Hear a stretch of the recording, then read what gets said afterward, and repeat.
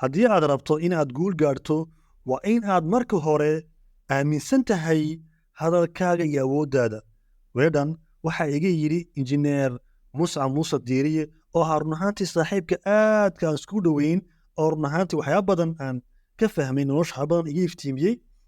ayaamaha ka mid a annaga oo joogna jaamacadaha ka mid a Turkiga ee ku yaala goboladeeda ayaa run ahaantii wuxuu iga yidhi hadal run ahaantii miisaan leh oo ballaaran. wuxuu iga yidhi hadalka aad ku hadlaysid waa qadar ee ka fiirso. kadib su'aal ayaan weydiiyey, waxaan ka yidhi hadalka iyo qadarka maxay baa ka dhexeeya.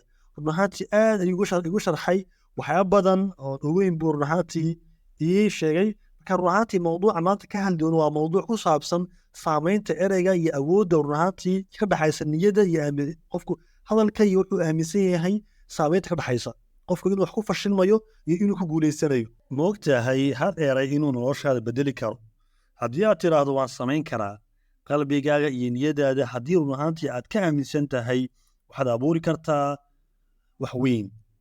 haddaba mawduuceena maanta wuxuu ku saabsan yahay saamaynta erayada iyo xiriir ka dhexeeya hadalka iyo niyadda.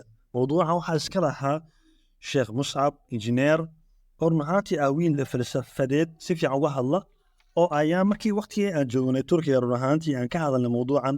maanta waxaan jeclaysay inaan mawduucii dib u soo qaato oo run ahaantii ka hadalno si fiican u lafagurno maxaa ka dhexeeya xaqiiqada run ahaantii qofku wuxuu samaynayo iyo run ahaantii wuxuu aaminsan yahay. haddaba qodobkiina ugu horeeya waxaan ku bilaabaynaa qiso. waxaa jiray wiil yar run ahaantii mar walba wuxuu oran jiray mar walba wuxuu ku hamin jiray uu dooni jiray inuu noqdo injineer. haddaba dad badan oo agtiisa ku sugnaa oo qoyskiisa ka mid ahaa waxay rumaysteen, waxay ka oran jireen ma awood uma lihid, ma haysatid maalka. laakiin run ahaantii isaga gudihiisa wuxuu rumaysnaa uu aaminsanaa inuu gaarayo. maalin kasta wuxuu samayn jiray ay ka go'an dadaal badan iyo igsi badan run ahaantii uuna ku guulaystay. waxaa la sheegaa 5% iyo 9 dadka yaryar ee quusta run ahaantii, laakiin wiilkani wuxuu ka mid noqday 5% dadka run ahaantii wax weyn sameeya. haddaba niyaddu iyo aaminsanaantu qofka gudihiisa waa furaha horumarka. hadalka keliya kuma filmo ee qofku laga rabaa inuu ficil sameeyo. qisadii caanka ahayd ee Thomas Edison wuxuu ku guuldaraystay 1,000 jeer inuu run ahaantii iftiimiyo inuu iftiin keeno.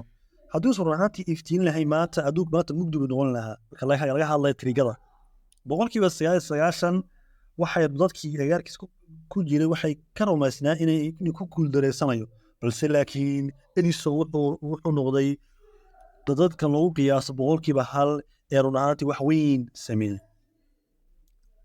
haddaba fashilku maaha dhammaad mudan iyo marood ee waa cashar muhiim oo ka baranaysa horumarkaaga. haddaba qiso kula caan ah oo jirtay gabadh ganacsato ahayd. nidan dhalinyarada ah waxay run ahaantii rabtay ganacsi yar oo internet inay ka furato, gaar ahaan mid ka mid a asxaabteeda ama saaxiibadeed ayaa run ahaantii ka yidhi waxaan kuma guulaysan kartid. haddaba waxay iyadu rumaysnayd oo run ahaantii aaminsanayd inay gaadhayso, laakiin iyadoo rumaysan maalin kasta run ahaantii dadaal ay bixin jirtay. haddaba taa waxay tusinaysaa ganacsiga yar wuxuu run ahaantii hadda ka faa'iidaystay dhammaan 1,000 jeer macaamiil inay ku xidhmaan. waxay tusinaysaa qisadani waxay muujinaysaa in dadaalka iyo rumaysigu dadaalka iyo aaminsanaantu erayga run ahaantii oo keeno natiijo dhab ah oo la taaban karo. haddaba marka aad run ahaantii tiraahdo waan samayn karaa, waan awoodi karaa, qalbigaa run ahaantii iyo qalbigaaga iyo carabkaaga ka run sheegto run ahaantii halkaa waad ku gaari kartaa shaygaad ku rabtay. shayga aan rabno run ahaantii qofku hadduu ilaahay tala saarto Allah subxaanahu wa tacaala wuxuu waafajinayaa tawfiiqda. haddaba waxaan soo gaadhnay gunaanadkii mawduuceena. eraygu ha noqdo ficilkaaga, rumee, samee, Allah run ahaantii ha ku kalsoonow.